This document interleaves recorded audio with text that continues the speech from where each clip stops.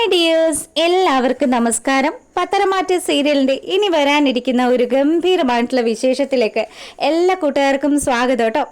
അങ്ങനെ നമ്മുടെ ദേവയാനി അങ്ങനെ കിടക്കുക. അപ്പം വല്ലാണ്ട് ക്ഷീണിതയായിട്ട് പുള്ളിക്കാരെയാണെങ്കിൽ ആരുടെ സഹായവും ഇല്ലാണ്ട് ഇങ്ങനെ കിടക്കുമ്പോഴത്തേക്കിനും അങ്ങോട്ടേക്ക് നമ്മുടെ അനാമിക വന്നു. വല്യമ്മയ്ക്ക് എന്തെങ്കിലുമൊക്കെ വേണോ? വല്യമ്മ ഇങ്ങനെ കിടക്കുന്ന കാണുമ്പോഴുണ്ടല്ലോ എനിക്ക് ഭയങ്കര സങ്കടമാണ് വല്യമ്മ. അപ്പം ജാനകി ഇവരുടെ സംസാരമൊക്കെ കേട്ടുകൊണ്ട് അങ്ങോട്ട് വരികയാണ്. ജലജയും ഒപ്പം ഉണ്ട്. ജലജ കണ്ടതും നമ്മുടെ ദേവയാനിയോട് പറഞ്ഞു, ഏട്ടത്തി വല്ലാണ്ടൊക്കെ ക്ഷീണിച്ചു പോയി ഏട്ടത്തി. ശരിക്കും പറഞ്ഞാൽ ആശുപത്രി കിടന്നിട്ട് വന്നതാണല്ലോ, അത് മരണത്തോട് മല്ലിട്ട്. എന്തായാലും ഈശ്വരൻ്റെ അനുഗ്രഹം കൊണ്ട് അങ്ങനെ ആ ഒരു പെങ്കൊച്ചിന് ഏട്ടത്തിക്ക് കരള് തരാൻ തോന്നി. അതുകൊണ്ടാണല്ലോ ഇപ്പം ഏട്ടത്തി രക്ഷപ്പെട്ടത്. ഏട്ടത്തി, ഞാനൊരു കാര്യം പറയട്ടെ. എൻ്റെ മോനുണ്ടല്ലോ, ഏട്ടത്തിയുടെ ആയുസ്സിനും ആരോഗ്യത്തിനും വേണ്ടിയിട്ട് വ്രതം എടുത്തിരിക്കുകയാണ്. ഇപ്പം തന്നെ അവൻ ഓൾറെഡി ശബരിമലയിൽ പോകാനുള്ള നല്ല വ്രതമുണ്ട്. എന്തായാലും അതിൻ്റെ കൂടെ തന്നെ ഏട്ടത്തിയുടെ പക്ക പിറന്നാൾ വരുമല്ലേ, അപ്പം അതിന് വേണ്ടിയിട്ട് അവൻ നല്ല രീതിയിൽ വ്രതം നോൽക്കുന്നുമുണ്ട്, ശയന പ്രദക്ഷിണവും ചെയ്യുന്നുണ്ട്. ഇത് കേട്ടതും ദേവയാനിക്ക് വലിയ സന്തോഷമായി. എൻ്റെ ജലജ, നീ ആരുടെ കാര്യം ഈ പറയുന്നത്? അഭിയുടെ കാര്യമാണോ എന്ന് ചോദിച്ചു. അതേന്നേ, എൻ്റെ അഭി തന്നെ. അവൻ ഒരുപാട് മാറിപ്പോയി ഏട്ടത്തി. അവനുണ്ടല്ലോ ഇപ്പം നല്ല ഭക്തിമാർഗത്തിലാണ്. എന്തായാലും ആദർശിനെയും മുത്തശ്ശനെയും ഒക്കെ പോലെ തന്നെ മാറാനായിട്ടുള്ള ഒരു തയ്യാറെടുപ്പിലാണ് എൻ്റെ അഭിക്കുട്ടൻ. ഓക്കെ ആയിക്കോട്ടെ എന്നുള്ള രീതിയിൽ നമ്മുടെ ദേവയാനി ഇങ്ങനെ തല കുലുക്കുമ്പോഴത്തേക്കിനും ജലജയാണെങ്കിലോ എല്ലാം ഇവരൊക്കെ വിശ്വസിച്ചു. പിന്നെ എൻ്റെ മകൻ, അത് നിൻ്റെ ജീവന് വേണ്ടിയിട്ട്, വേറെ പണിയില്ലേ, അവന് വേറെ ലക്ഷ്യങ്ങളൊക്കെ ഉണ്ടെന്നൊക്കെ ആലോചിച്ചുകൊണ്ട് നിൽക്കുക. ഈ സമയമാണെങ്കിലോ നമ്മുടെ അനാമിക പറഞ്ഞു, വല്യമ്മയ്ക്ക് എന്ത് സഹായം വേണമെങ്കിലും വല്യമ്മ എന്നെ വിളിച്ചാൽ മതി കേട്ടോ, ഞാൻ വന്ന് വല്യമ്മയെ സഹായിച്ചോളാം. അത് ശരിയാ മോളെ, മോളല്ലാതെ ആരെ ഈ വല്യമ്മയെ സഹായിക്കാനുള്ളത്? വല്യമ്മ നാളെ ഉണ്ടല്ലോ, ഞാൻ ഈ വീട്ടിൽ വലിയ വ്രതം എടുക്കുന്നുണ്ട്. വല്യമ്മയുടെ നാളല്ലേ നാളെ. അപ്പം വല്യമ്മയ്ക്ക് വേണ്ടിയിട്ട് പ്രത്യേകം പൂജകളും വഴിപാടുകളും ഒക്കെ ഞാൻ കഴിപ്പിക്കുന്നുണ്ട്. എൻ്റെ അച്ഛനും അമ്മയും ഒക്കെ പറഞ്ഞു വല്യമ്മയുടെ ആയുസ്സും ആരോഗ്യവും ഒക്കെ പ്രത്യേകം ശ്രദ്ധിക്കണമെന്ന്. അതുകൊണ്ട് വല്യമ്മയുടെ ഒപ്പം എപ്പോഴും ഏത് നിമിഷവും ഈ ഞാൻ ഉണ്ടാകുമെന്ന് പറഞ്ഞതും നിനക്കുള്ള സ്നേഹം പോലും എൻ്റെ മകൻ്റെ ഭാര്യയായിട്ടുള്ള നയനയ്ക്കില്ലല്ലോ. അവൾ ആ വീട്ടിൽ സുഖിച്ച് ജീവിക്കുക. അവളെപ്പോലെയുള്ള ഒരു അഹങ്കാരിയും അവിടെ ചേച്ചിയും ഈ വീട്ടിൽ വന്നു കയറിയതാ. നമ്മുടെ അനന്തപുരി തറവാടിന് മുഴുവനും ഒരു നാണക്കേടായ സംഭവം. എന്തായാലും എൻ്റെ പൊന്നു മോള് വല്യമ്മ ഇത്രയൊക്കെ സ്നേഹിക്കുന്നുണ്ടല്ലോ. അല്ല മോളെ, അനി എവിടെയാ? എൻ്റെ വല്യമ്മ അത് പറയുമ്പോഴാ വലിയ കഷ്ടമാന്നേ. അനിയുണ്ടല്ലോ, ആ നയനയെ കാണാനാന്നും പറഞ്ഞ് ഏത് നേരം അവരുടെ വീട്ടിലാ. എന്നിട്ട് അവിടെ നിൽക്കുന്ന നന്ദുവായിട്ട് അവൻ എന്തൊക്കെയോ ഇടപാടുകളൊക്കെ ഉണ്ട് വല്യമ്മ. ഞാൻ ഇത്രയും നാൾ സംശയിച്ചതാ, പക്ഷെ ഇപ്പോൾ അതൊക്കെ സത്യമായി. ആശുപത്രിയിൽ വെച്ചും എന്തൊക്കെ വിഷയങ്ങളുണ്ടായെന്നോ. വല്യമ്മയെ കാണാൻ വേണ്ടിയിട്ട് വന്ന സമയത്തും ഇവർ രണ്ടുപേരും കൂടി നിന്ന് എന്തൊക്കെയോ കുശലം പറയുക. അതൊക്കെ കണ്ട് ഞാൻ എങ്ങനെയാ വല്യമ്മയെ സഹിക്കുന്നത്? ഇതിനൊരു തീരുമാനം ഉണ്ടാക്കാൻ ഈ വീട്ടിലെ മുത്തശ്ശന് പോലും സാധിക്കുന്നില്ല. മോൾ വിഷമിക്കണ്ടെന്നൊക്കെ പറഞ്ഞ് ദേവയാനി നമ്മുടെ അനാമികയെ ആശ്വസിപ്പിക്കുക. അപ്പം അനാമികയാണെങ്കിലോ അവനെ ഞാൻ എങ്ങനെയെങ്കിലും എൻ്റെ വരുതിക്കുള്ളിലാക്കും എന്നുള്ള രീതിയിൽ ചിന്തിച്ചുകൊണ്ട് നിൽക്കുമ്പം മോളൊരു കാര്യം ചെയ്യും. അവനിങ്ങോട്ട് വന്നു കഴിയുമ്പം അവനോട് വല്യമ്മയെ വന്നൊന്ന് കാണാൻ പറയും. ഞാൻ അവനോട് സംസാരിക്കാം. ഞാൻ പറഞ്ഞാൽ അവൻ അനുസരിക്കും. അത്രയും മിടുക്കനാ അവനൊരു പാവ മോളെ ഒരുപാട് അവൻ സ്നേഹിക്കുന്നുണ്ടെന്നൊക്കെ ദേവയാനി ഇങ്ങനെ നമ്മുടെ അനാമികയെ പറഞ്ഞ് ധരിപ്പിക്കുക. ഈ സമയമാണെങ്കിലോ മുത്തശ്ശിയും കൂടി നമ്മുടെ നയനയുടെ കാര്യങ്ങളൊക്കെ സംസാരിച്ചുകൊണ്ടിരിക്കുക. നയനമോളെ ഒന്നുകൂടി പോയി കാണണമെന്നുണ്ടെന്നേ. ഇദ്ദേഹം എൻ്റെ കൂടെ വരികയാണെങ്കിൽ നമുക്കൊന്ന് പോയി കണ്ടാലോ?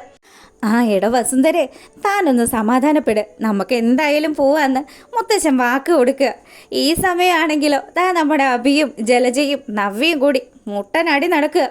അതെ, നിങ്ങളുടെ മകൻ ഒരിക്കലും ഉണ്ടോന്നോ എന്തോ വ്രതം എടുക്കുന്നെന്നോ അതും പോരാഞ്ഞിട്ട് വല്യമ്മയുടെ ആയുസിന് വേണ്ടിയിട്ട് ഇവിടെയൊക്കെ കിടന്ന് പ്രദക്ഷിണം ചെയ്യുമെന്നൊക്കെ പറയുന്ന കേട്ടല്ലോ. വല്ലതും ഉള്ളതാണോ?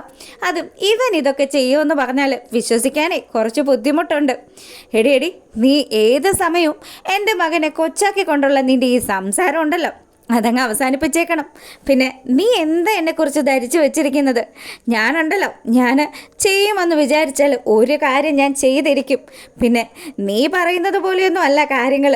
എടി, നിന്നെപ്പോലൊരു മന്ദബുദ്ധി ഈ വീട്ടിൽ വേറെ ഇല്ല എന്നൊക്കെ പറഞ്ഞ് നവ്യയെ കൊച്ചാക്കി സംസാരിക്കുക അഭി.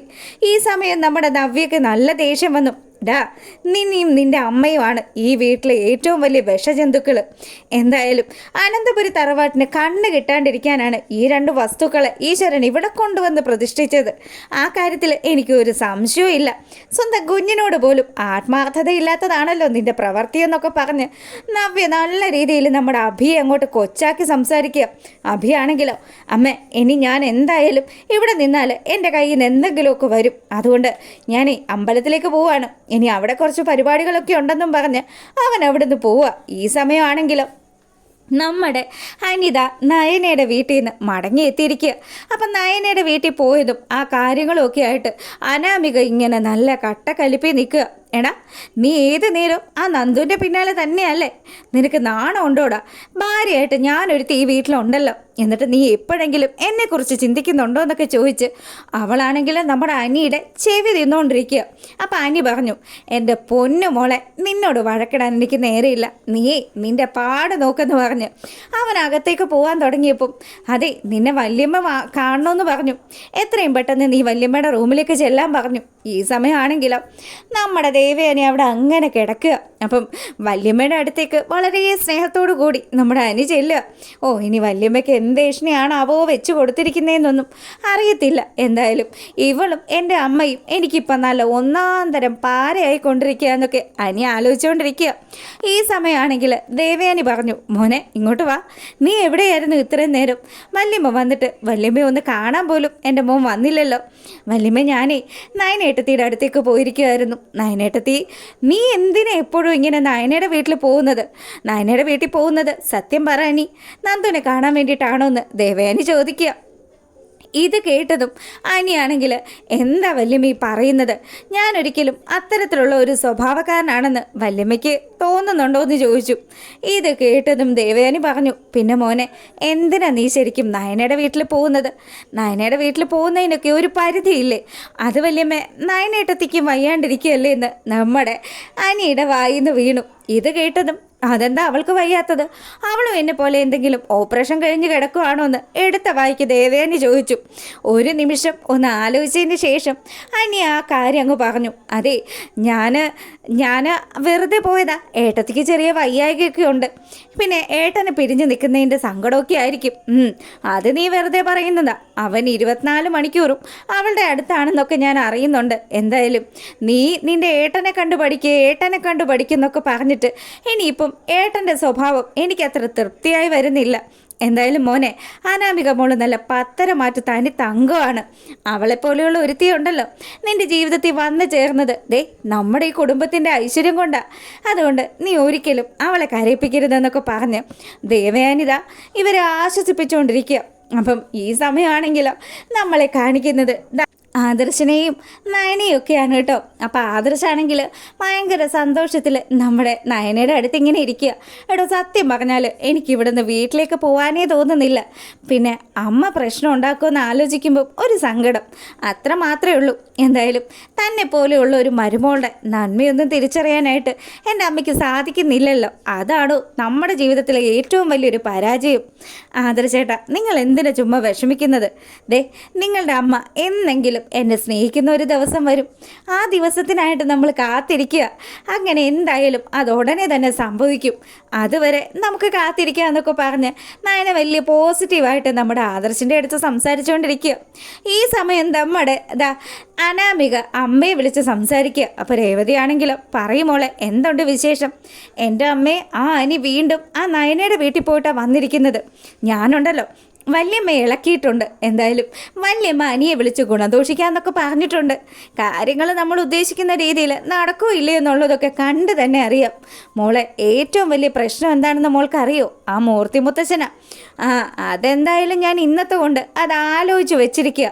ആ തന്തപ്പടിയെ ഞാൻ ഓങ്ങി വെച്ചിരിക്കുക. അയാൾക്ക് കൊടുക്കാനുള്ളത് എത്രയും പെട്ടെന്ന് നമുക്ക് കൊടുക്കണം. അയാളെ ഉണ്ടല്ലോ ഇങ്ങനെ അങ്ങ് ചുമ്മാ വിട്ട് കഴിഞ്ഞാൽ പിന്നെ എനിക്കിവിടെ ഒരു ജീവിതം ഉണ്ടാവില്ല. എല്ലാ സ്വത്തും അടക്കി പിടിച്ച് അവസാനം അയാൾക്ക് ഇഷ്ടമുള്ള ആൾക്കാർക്ക് വാരിക്കോരി കൊടുത്തോണ്ടിരിക്കുകയല്ലേ. അതൊന്നും കണ്ടിട്ട് മിണ്ടാണ്ടിരിക്കാനൊന്നും അമ്മ സത്യം പറഞ്ഞാൽ ഈ അനാമികയ്ക്ക് പറ്റത്തില്ല. അങ്ങനെ രേവതിയാണെങ്കിൽ തൻ്റെ മകളെ ഇങ്ങനെ ഏരി കയറ്റി തിളപ്പിച്ചുകൊണ്ടേയിരിക്കുകയാണ്. അനാമികയാണെങ്കിൽ അമ്മ പറയുന്നതനുസരിച്ച് തന്നെ അമ്മ എത്രയും പെട്ടെന്ന് തന്നെ അച്ഛനോട് കാര്യങ്ങളൊക്കെ പറയണം. പിന്നെ ദേ പണി അറിയാവുന്ന ആരെങ്കിലും വേണം കാര്യങ്ങൾ ഏൽപ്പിക്കാൻ. അറിയാലോ, അനന്തമൂർത്തിയാണ് ആള്. അയാളെ കൊല്ലാൻ നോക്കിക്കഴിഞ്ഞാൽ നമ്മൾ പിടിക്കപ്പെടരുത്. എന്തായാലും അമ്മ അച്ഛനോട് ഡീറ്റെയിൽ ആയിട്ട് കാര്യങ്ങളൊക്കെ സംസാരിച്ചിട്ട് ദേ കുറച്ച് പൈസ പോയാലും വേണ്ടിയില്ല, കാശൊക്കെ ഞാൻ അങ്ങോട്ട് എത്തിച്ചോളാം, അതുകൊണ്ട് നിങ്ങൾ പണത്തെക്കുറിച്ചൊന്നും ആലോചിച്ച് വിഷമിക്കേണ്ട എന്നൊക്കെ പറഞ്ഞ് ഇങ്ങനെ സംസാരിച്ചുകൊണ്ടിരിക്കുക. അപ്പം നമ്മുടെ ദേവയാനിയെക്കുറിച്ചും കാണിക്കുക. ദേവയാനിയാണെങ്കിൽ എന്താ തൻ്റെ അവസ്ഥ, ശരിക്കും തന്നെ സഹായിച്ച പെൺകുട്ടി ആരാണ്, അവൾക്ക് എന്തെങ്കിലും ഒരു സഹായം ചെയ്യണമല്ലോ എന്നൊക്കെ ആലോചിച്ചുകൊണ്ട് അങ്ങനെ സങ്കടപ്പെട്ടൊക്കെ കിടക്കുന്നതൊക്കെ കാണിക്കുക. അപ്പോൾ ഇതൊക്കെയാണ് കേട്ടോ ഇനി വരാനിരിക്കുന്ന വിശേഷത്തിലുള്ളത്. അപ്പോൾ എപ്പോഴും പറയുന്നത് പോലെ നിങ്ങൾക്ക് ഇഷ്ടമായിട്ടുണ്ടെങ്കിൽ ലൈക്ക് ചെയ്യാത്ത കൂട്ടുകാരൊക്കെ ഒന്ന് ലൈക്ക് ചെയ്യുക. അതുപോലെ തന്നെ സബ്സ്ക്രൈബ് ചെയ്ത് കാണാത്തവരൊക്കെ ഒന്ന് സബ്സ്ക്രൈബ് ചെയ്തുകൂടെ നമ്മളെ സപ്പോർട്ട് ചെയ്തേക്ക്. അപ്പം എല്ലാവർക്കും നല്ലൊരു രാത്രി ആശംസിക്കുകയാണ്.